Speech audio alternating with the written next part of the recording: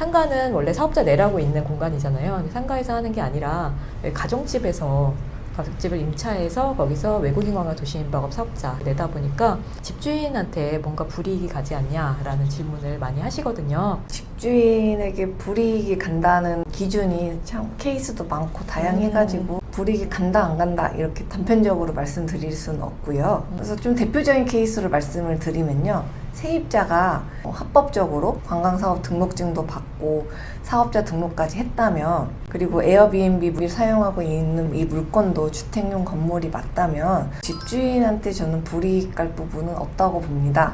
왜냐하면 집주인은 이거를 주택용으로 내놨을 뿐이고 세입자도 주택으로 사용하면서 일부분을 사업용으로 사용한 거기 때문에 주택용으로 볼 수 있다 이런 입장이고요. 하지만 지금 방금 말한 이제 사정들이 바뀐다거나, 예를 들어 집주인분이 이 건물 자체를 주거용으로 생각하지 않고 사업용으로 생각하고 있다거나, 세입자분들이 주거용으로 세를 구해놓고서는 불법적으로 그러니까 사업자 등록 없이 운영을 한다거나 전입신고도 안 하고 한다거나 이렇게 조금 어긋나기 시작하면은 이 부분에 대해서는 불이익은 갈 여지가 충분히 있다고 봅니다. 그 다음에 특히 국세청에서도 아직까지는 별 입장 표명은 없지만 이런 이슈들이 계속 일어나게 되면은 국세청에서도 자신들 입장을 낼 수가 있어요. 그랬을 때 국세청이 어떤 입장을 갖고 있는지, 그 입장이 계속 바뀔 수도 있기 때문에 주인에게 불이익이 간다는 척도가 조금 바뀔 수는 있다, 그렇게 봅니다. 구청에 외국인 관광 도시임박업 사업자 낼 때 임대차 계약서를 같이 내게 되잖아요. 그렇죠.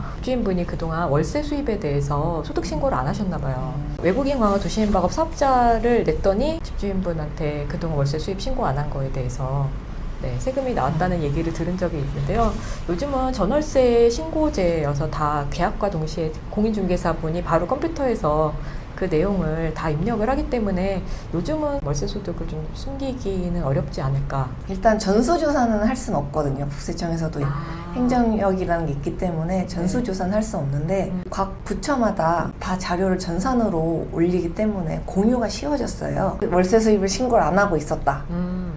사실 국세청이 알고 있어도 행정력이 안 되니까 뭐 못 봤을 수는 있어요. 근데 어떻게 보면 자료를 2개나 받은 거잖아요. 그 전월세 신고제로 하나 올라온 거고 외국인 도시 민방업 관련해가지고 임대차 계약서 또 올라온 거고, 이렇게 되면은 자료가 쌓이다 보면은 국세청에서도 안 볼 수가 없거든요. 그렇게 되면은 이 부분이 신고를 안 했다라는 게 수면 위로 엄청 잘 보이게 떠오르게 되는 거죠. 그래서 자료 공유가 활발해지면서 세무조사라든지 무신고라든지 과소신고를 관리할 그 범위는 점점 넓어지고 있지 않나. 걸리기가 더 쉬워지겠네요. 그쵸. 지금 말씀하신 거는 이제 외국인 관광 도시민박업은 기본적으로 호스트가 그 집에 거주를 하면서 남는 공간에서 숙박 영업을 하라는 게 그 제도를 만든 취지이기 때문에 그 취지에 맞게 운영을 했을 때는 집주인에게 특별히 문제가 될 거는 별로 없을 것 같다라는 말씀이신 거죠. 간간히 또 질문 오는 게, 부모님 집에서 외국인 관광 도시민박업 하면 혹시 증여세 대상이 되나요? 이렇게 질문이 오는데요. 되지 않을까요?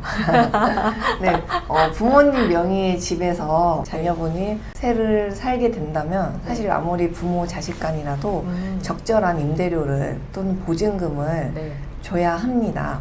부모님 명의의 집에서 적절한 임대료, 보증금 없이 이 에어비앤비를 운영한다면 그 무상 임대에 해당되기 때문에 증여 문제가 발생할 수 있습니다. 무상 임대에 대해서도 기준점이 있기 때문에 기준점 넘었냐 안 넘었냐 이 부분도 한 번 더 판단은 해야 되고요.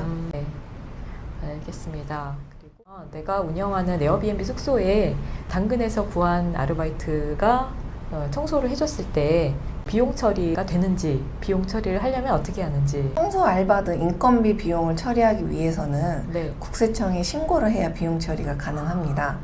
인건비 신고는 또 기한이 정해져 있기 때문에 인건비 신고 기한을 놓치면 가산세 대상도 되고요. 그래요? 누군가의 비용은 누군가의 소득이 됩니다. 그 클리너분의 인건비를 비용으로 신고하게 되면은 국세청에서는 그 클리너님의 소득이 잡혔다고 보기 때문에 그 클리너님이 세금 신고라든지 소득이 잡히는 그런 경우가 생길 수 있습니다. 국세청에 신고를 한다면 비용 처리는 가능하다. 기본적으로는 이제 매월 신고가 원칙입니다. 그리고 최근에 들어온 질문인데요. 베트남 에어비앤비에서 번 돈을 세금을 내야 되냐. 베트남 에어비앤비가 되게 핫하더라고요. 베트남에서 에어비앤비를 운영해서 수익이 나면은 해외 소득이 되는 거고요. 한국에서 살고 있으면서 해외 소득이 생겼다. 네. 그러면은 해외 소득도 자진 신고 대상이 됩니다. 아, 네. 만약에 한국에 살지 않는다던가 네. 주로 해외에 거주 중이면서 네. 베트남 소득이 생겼다. 네. 그러면은 한국에서는 신고 대상은 아닙니다. 해외 소득 부분에 대해서는 참 복잡하기 때문에 네. 일단 간단하게 말씀드리면 이 정도고, 내가 한국에 살고 있느냐 않느냐 이게 일단 가장 네. 중요한 판단 기준이 됩니다. 이것도 혹시 부가세 또 종합소득세 이렇게 해외 될까요? 소득에 대해서는 네. 또 조금씩 다르긴 할 아, 텐데 네. 전반적으로 부가세 문제는 없다고 보시면 되고요. 아. 근데 종합소득세는 해당이 됩니다. 아, 예. 그 외국 에어비앤비로 번 돈도 어쨌든 세금을 내야 된다라는 말씀이신 거죠. 세금은 다 내야 되네요. 제가 질문을 굉장히 여러 개 드렸는데 이렇게 자료까지 준비해서 되게 상세하게 답변해 주셔서 너무너무 감사드립니다. 고생하셨습니다. 초대해 주셔서 감사합니다. 감사합니다. 네.